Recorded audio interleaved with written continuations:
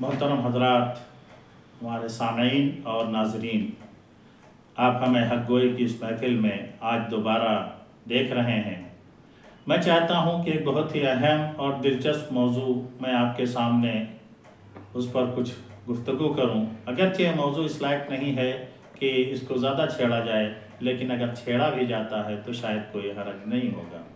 मौजू ये है कि क्या शौहर औरत का नफ़क़ा, नानो नफ़क़ा वो बर्दाश्त करेगा? ज़ाहिर बात है कि इस्लाम भी यही कहता है और दुनिया के सारे मज़ाहिब में भी यही है कि औरत का नानो नफ़क़ा शौहर के ज़िम्मे होता है और वही सब कुछ उसके लिए मुहैया कराता है।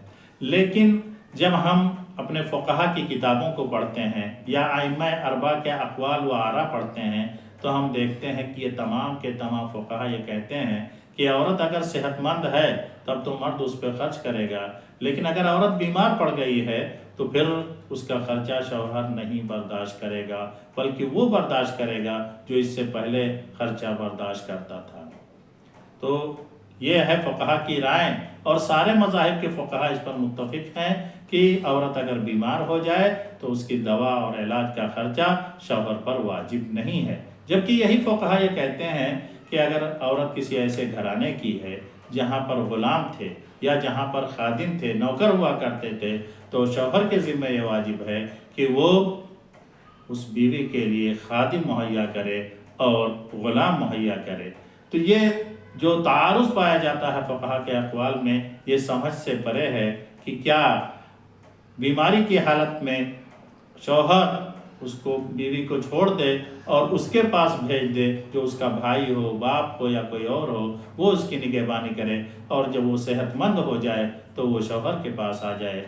ये इंसानियत नहीं है, बल्कि इंसानियत तो ये है कि जिस तरीके से सेहत की हालत में खाना, पानी और दूसरी चीज़ें होती हैं, इसी तरीके से बीमारी की हालत में दवा और इलाज होता है।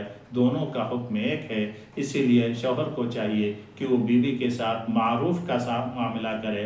अल्लाह ताला फरमाते हैं वआशिरूहुन्ना बिलमारूफ़, उनके साथ बेहतर से बेहतर मामला करो। और ये मामला बेहतर नहीं होगा कि हम सेहत की हालत में तो फ़ायदा उठाएं और बीमारी की हालत में उसको छोड़ दें। इसलिए मैं आपसे कहना चाहता हूँ कि कभी कभी कुछ बातें ऐसी होती हैं जो समझ से परे होती हैं और ये नहीं समझ में आता है कि जिन लोगों ने इस राय की तायीद की है वो किस बिना पर की है और कैसे कर दी है। एक अक्ल रखने वाला इंसान जब ये सोचता है तो वो हैरान और शक्कर रह जाता है। इसलिए बेहतर यही है कि कुरान की इस तालीम पे अमल किया जाए, वआशिरूहुन्ना बिलमारूफ़, और औरतों के साथ बेहतर से बेहतर मामला कीजिए। मैं समझता हूँ कि आपके मेरे इस गुफ्तगू से आपके सामने मसला वाज़ेह हो गया होगा कि औरत के हुकूक क्या हैं और उसका नानो नफ़क़ा किन किन हालतों में वाजिब है। अस्सलामु अलैकुम वरहमतुल्लाहि व बरकातहू।